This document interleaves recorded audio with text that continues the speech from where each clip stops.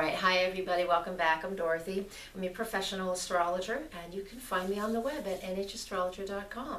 And I'm having a special, and I would like you to, this is what it is, go to my website and sign up for my newsletter that goes out twice a month. Has everything on it you would ever want to know about what I'm doing. And if you sign up, what I will be doing over the next few months is choosing 3 people every month for a free 20-minute astrology session with me, and this is a phone session.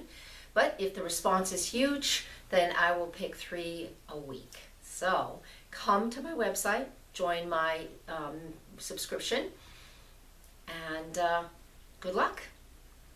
So today I want to talk about December and what's going on for December. So we have this major cardinal T-square going on. And so the beginning of this, I'm going to jump ahead a little bit, and then the next little piece will be more specific to each zodiac sign, okay? So just listen in. You won't even know I'm doing it. I'm just going to cut and paste. So I want you to know we have between December 4th and December 10th, and that's the intense period. We can feel it a little bit on either side. We have Mars in the sign of Libra. Mars in Libra can be passive-aggressive. Our actions, we're looking for our actions to be controlled and balanced, but they typically don't feel controlled and balanced. That's why we're looking for that to happen. All right? Then we also have Mars making a square aspect to Pluto right around the 8th and 9th of December. And when Mars squares Pluto, this is obsession and this is controlled power is what we would call it. But we're looking for action. Mars in Libra wants action. Pluto in Capricorn is looking for those deep-rooted changes, those deep-rooted transformational pieces. Now, I know we're in Sagittarius time of year, but it feels very Scorpio to me because we do have some Scorpio stuff still lingering. So this means that whatever was going on and whatever is, transforming and coming up and out of us, like this, deep volcano, things are coming up and out, we can really feel it rumbling right now. Allow this healing process to happen. Allow this process to erupt. Because on December 10th, Mars will be in an opposition to Uranus, and that is quick, sudden shifts and changes. All right, so that's what we have. Mars and Uranus are in an opposition to each other, and then Pluto is, whatever direction, doesn't matter, is in a square to both of those. And Mars is the faster moving planet, so it's the one triggering everything. So that means we're seeking and searching for balance now that we've gone through some sort of deep and very deep transformation that has come from very much within and is coming up and out. All right? Allow this process to happen so you can heal. Deep things from the past will be coming up for all of this. So that's the hardest part of all of what's going on with this cardinal T-square. But when they're cardinal, that means it is about shifting and changing, and we're going to allow that to happen. Now, to finish off this general piece of what's going on in the middle of December, actually it's the first 10 days of December, we also have Mars is making a sextile to the Sun in Sag, and so the Sun in Sagittarius is making connections throughout this T-square, and they're positive connections. He's trining Uranus and a sextile to Mars, semi-sextiles to Pluto. So the Sun will help to put that silver lining and give us opportunities if we allow the transformation to happen that this T-square is asking of us. Because Mars, Uranus, and Pluto are the heavy hitters when they're together. It's like the mob coming through and making a change. It really is. Breathe, stay centered. If you practice yoga, it's just like, standing on one foot. You feel that straight, calm, centered, no matter what's going on around you. Allow these shifts to come up and out. All right, so on December 4th to December 30th, we also have Venus in the sign of Scorpio. So it moves in there on December 4th. When Venus is in the sign of Scorpio once a year, usually about 3.5 weeks, we get to focus in on our love relationships and what is going on there, and also the things that we love. So let me address both of these, and then we'll get to the house that it is for you. So, love relationships, how we love, what we love. When it's in the sign of Scorpio, when Venus moves into Scorpio, she can become very obsessive and very passionate. That's a fun piece. Or jealous. Not so fun. We can feel there's something going on under the surface if we're not open and honest all the time. there is a period here where our relationships, our love relationship especially, is going through a deep transformation. There needs to be a look at what's going on behind the scenes, what's going on under the surface. And if you're feeling uneasy, excuse me, if you're feeling uneasy, then it's in a relationship, then it's time to address this, because transformation must happen. It will happen one way or another. It'd be good if you were to initiate it. Because if you're feeling obsessed or jealous or uneasy in a relationship, those are all based in fear. And we don't want that. That's not a healthy way to be in a relationship with anybody, especially ourselves. So work on that and go through that process in that internal check to see where your love relationship is, and then have the conversation if you need to. We have Mercury coming into Capricorn soon, and I'll get to that in a second, and that will help. But, so you can say also, well, I'm not in a love relationship, so how am I going to use this Venus in Scorpio? Well, the way you're going to use the Venus in Scorpio is through the things that you love, the things that mean stuff to you, you know, the things that you're passionate about. Usually it's how we create beauty, or the beauty we have around us, whether we love to decorate, we love to paint. My Taurus piece, I love to collect rocks. I got a ton of them over here. Someday I'll show you.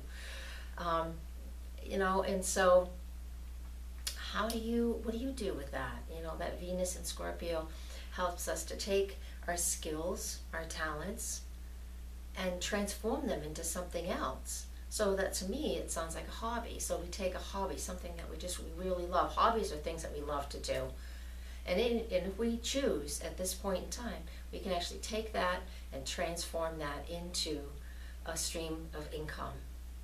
Because that's what that energy is all about. So take these energies and focus at it. And so it is in what house? And so when all this is going on in your solar first house, all this Venus and Scorpio stuff, and so you've taken this really personal, because that first house represents who I am. And who I am is going through a transformation. Either that, or if you're not going through a transformation that's visible to others, you are doing it so deep and quiet and internally that you're very quiet, you're being very secretive, and you're keeping to yourself.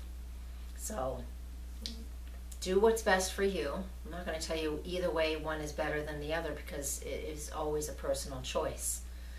Transformation about what you value and how you look and the way things that you're passionate about is going to be very, very personal for you, more so than any of the other zodiac signs. So let's move on to some other things that are going on, so we can add that to the soup as well, because it's quite a nice mix for December. We have a lot of serious stuff going on with that cardinal T-square and Venus in Scorpio, and on December 9th, we also have Mercury moving into Capricorn. It'll be in that sign for 3 weeks, so the rest of the month, Mercury in Capricorn in your solar third house. So with Mercury in Capricorn, what that represents is we're looking at, it's the wisdom that we carry, or the ancestors that we have. It's being very, a lot of constructive thinking, very organized. It's the boss. It's somebody who is focused and concentrating, and just really good at being serious about how they're communicating with others, whether it's through the mind, through speech, or through writing. We take things very seriously, and you know, it's just like your boss, or if you're the boss, it's just that being that serious person that has to be organized and keeping things in charge. All right, so this goes on in that solar third house, and what that represents, that's Mercury's natural home. All right, so it's comfortable there, but you got it in, but we have it transiting in the sign of Capricorn. So Mercury tends to be, you know, lots of information, very carefree, you know, gathering info here and there, little pieces. But the Capricorn wants us to organize it and put it down into one big cohesive thing. And so it's going to focus, it's going to help us focus our thinking, especially with Scorpio rising. It's going to help you focus your thinking and become much more organized if you've been feeling scattered lately. And with all these transitions and these Scorpio things going on, with Venus and Scorpio in your first house, the energy of Mercury and Capricorn in your third will help you to feel a little more organized. It's kind of that silver linings, help you feel a little more organized, so you're not feeling like everything's just falling apart. All right. On the 19th of December, Mercury will come through and make a conjunction to Pluto, who's been in your third house for ever and a day. You know, he's already been there for a while. And so Mercury connecting to Pluto in that area is just a nice little trigger to remind you that transformation happens, and it will help you to become more organized and very serious about it. So you're organizing your thoughts, your paperwork, any of these things that are going on for you.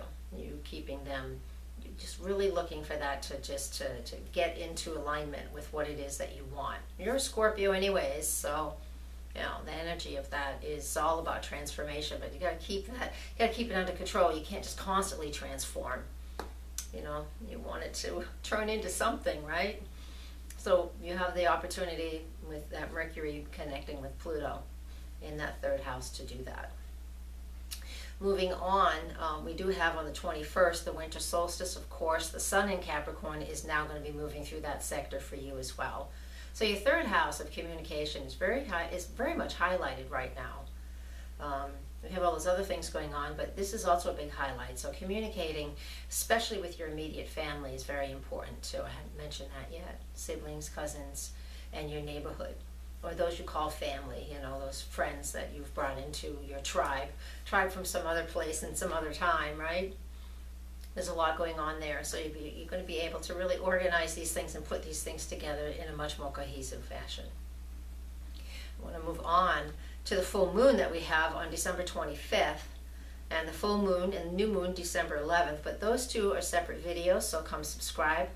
You don't have to go anywhere, just click the subscribe button below this video and you'll be informed when those videos go up. They're separate videos, much more information, but I just want you to know here it goes on in your ninth house. That ninth house is our awareness, and expanding our awareness and expanding our knowledge, especially through metaphysical studies or higher education. But the new moon, the full moon in the sign of Cancer on Christmas Day and Christmas Eve, really what we're just going to want to do is just be home. Even though it's going on in your ninth house of expanding my awareness, but you know what? Somebody might have to travel long distance to come home. Or you might have to travel long distance to go home. That's that ninth house as well. It'd be a nice Christmas to be home. So look forward to that and do that if you can. The final aspect for the year and for this month is December 31st, so New Year's Eve.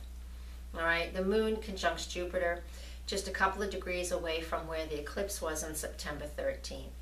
So if you had a major shift on September 13th, or in a month later in October or in November, then this trigger from the moon and Jupiter to that eclipse point can help us to notice what shifted and changed since then, and give us an opportunity, especially with the waning moon phase right now, give us an opportunity to release and let go of those details and those things that just don't fit us anymore. They gave us a hard time, and if you completely let some things go in September or October, then good for you. This opportunity on the last day of the month, the last day of the year, is an opportunity for us to revisit that and see what we've let go of, and just be nostalgic about 2015 and just be done with it, whatever didn't fit. Because we're in the waning moon phase, it is not a time to set new goals like our New Year's resolutions. They won't stick. Don't set them. Wait until the new moon in January, and I'll stay here, subscribe, and I'll tell you all about it when the time comes. All right? So I want to leave you with that. This has been a long year, a busy year. Life has gone through an awful lot of changes for everybody, and it always is. That's what life is. It's just a learning experience. We all go through transformations, and you guys know it best. So thank you very much for joining me through this year. Come to my website and subscribe to that newsletter so I can enter your email address into that contest. And maybe I'll be calling you. All right, thank you. Blessings. Thank you. And namaste.